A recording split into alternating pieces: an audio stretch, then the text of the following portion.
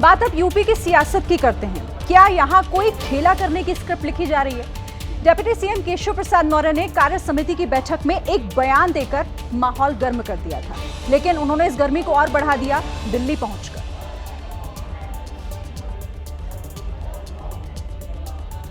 भारत माता की, भारतीय जनता पार्टी जिंदाबाद। रविवार को जब से लखनऊ में बीजेपी कार्य समिति की बैठक खत्म हुई है, तब से प्रदेश की सियासत का पारा गर्म हुआ है। संगठन सरकार से बड़ा है।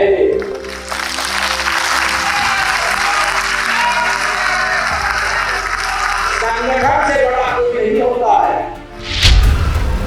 डिप्टी सीएम केशव प्रसाद मौर्य का संगठन बनाम सरकार वाला बयान चर्चा में है और इसे लेकर तरह तरह की अटकलें लग रही हैं। संगठन सरकार से बड़ा है।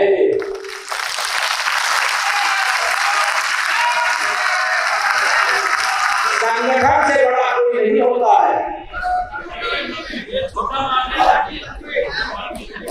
संगठन सरकार से बड़ा है, बड़ा था, बड़ा रहेगा। मैं उप मुख्यमंत्री अपने को बाद में मानता हूँ, भारतीय जनता पार्टी का कार्यकर्ता पहले मानता हूँ।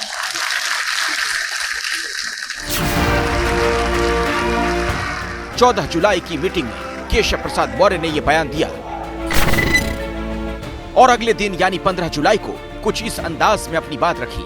सोशल मीडिया पर लिखा, जो भी होता है घटनाक्रम रचता स्वयं विधाता है। आज लगे जो दंड वही कल पुरस्कार बन जाता है। निश्चित होगा प्रबल समर्थन अपने सत्य विचार का।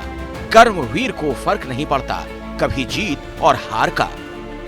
कार्यकर्ता ही मेरा गौरव, वह मेरा अभिमान है। पहले मीटिंग में संगठन का जिक्र, फिर सोशल मीडिया पर, और अब अचानक से केशव मौर्य दिल्ली का रुख कर चुके हैं। डिप्टी सीएम केशव प्रसाद मौर्य दिल्ली पहुंचे हैं। उनका अकेले राजधानी पहुंचना लखनऊ से लेकर दिल्ली तक चर्चा का विषय बना हुआ है। सूत्रों की माने तो केंद्रीय नेतृत्व से केशव प्रसाद की प्रदेश के सियासी हालात पर चर्चा हो सकती है। पॉलिटिकल गलियारे में इस बात की कानाफूसी हो रही है कि आखिर केशव के दिमाग में क्या चल रहा है। चुनावी नतीजों के बाद से हार पर मंथन चल रहा है और हार की जिम्मेदारी किसकी है, इसे लेकर पार्टी के अंदर असमंजस साफ नजर आ रहा है। लेकिन जिस तरह से बीजेपी नेताओं की बयानबाजी यूपी में बढ़ी, उसके बाद से ये चर्चा होने लगी है कि पार्टी में सब कुछ ठीक नहीं है। कार्य समिति की बैठक में आप मौजूद थे? जो कार्य समिति जी, केशव मौर्य ने सही लिखा? बिल्कुल सही लिखा है। जो संगठन का कार्यकर्ता है वो बिना किसी निजी स्वार्थ के संगठन का काम करता है, तो उन कार्यकर्ताओं की तो घोर उपेक्षा हुई। नौकरशाह सरकार के खिलाफ साजिश में लिप्त हैं। हालांकि पार्टी के कई नेता ये भी कह रहे हैं कि सब कुछ ठीक है, सभी को अपनी बात कहने का हक है। कार्य समिति इसीलिए तो होती है कि सब लोग सामयिक विषयों पर अपने अपने विचार प्रस्तुत करें। कोई बात नहीं है, सब लोग अपने विचार रखें। हमारे प्रदेश के सभी महामंत्रियों ने अपने विचार रखे और हमारे दोनों डिप्टी सीएम साहब ने विचार रखे। माननीय मुख्यमंत्री जी का संबोधन हुआ, राष्ट्रीय अध्यक्ष जी का हुआ। तो इन सब चीज़ों को तोड़ मरोड़ कर और ये पार्टी के अंदर किसी प्रकार का कोई वो है, उस नजरिए से नहीं देखें।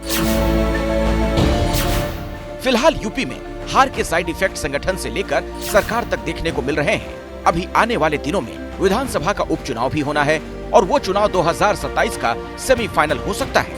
ऐसे में अगर संगठन और सरकार में एकजुटता नहीं दिखी तो फिर मुश्किल हो सकती है। संगठन से बड़ा कोई नहीं होता है। और पॉलिटिकल पावर सेंटर में अभी की बड़ी खबर मैं आपको बता दूं, जो हालात उत्तर प्रदेश में नजर आ रहे हैं। बीजेपी के अंदर मंथन का दौर जारी है। केशव प्रसाद मौर्य की जेपी नड्डा से मुलाकात होनी है। शाम 7:40 का वक्त बताया जाता है जब इन दोनों नेताओं की मुलाकात होगी। सवाल यह है कि आखिर इस मुलाकात में क्या बात होगी, क्या चर्चा होगी। जिस तरीके के हालात उत्तर प्रदेश में बीजेपी के अंदर दिख रहे हैं, रसाकशी नजर आ रही है। सवाल यही कि आखिर इस मुलाकात का एजेंडा क्या रहने वाला है। सीधे मैं आपको लिए चलता हूं नीरज पांडे, हमारे साथ जुड़ गए हमारे सहयोगी, बीजेपी से जुड़ी खबरों पर बहुत करीब से नजर बनाकर आप रखते हैं। नीरज, आज जो ये मुलाकात हो रही है उसका एजेंडा क्या बिल्कुल स्पष्ट है?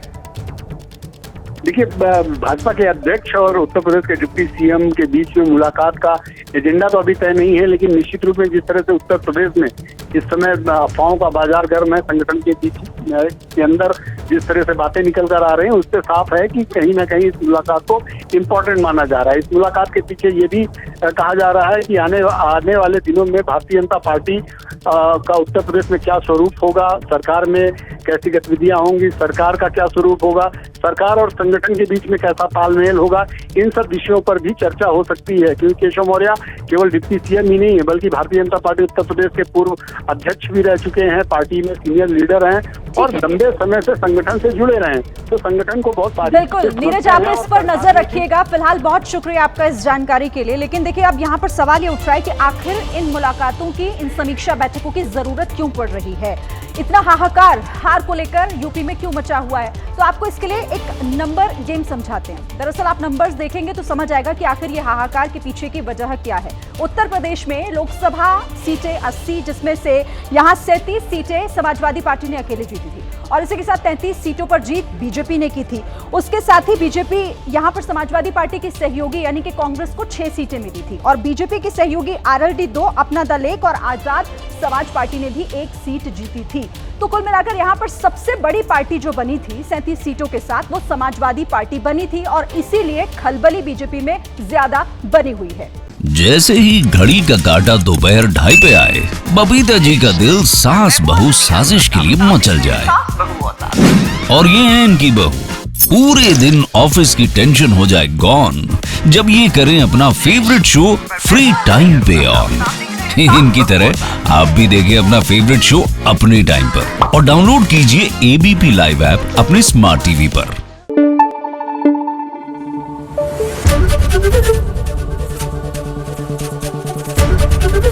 एबीपी न्यूज आपको रखे आगे।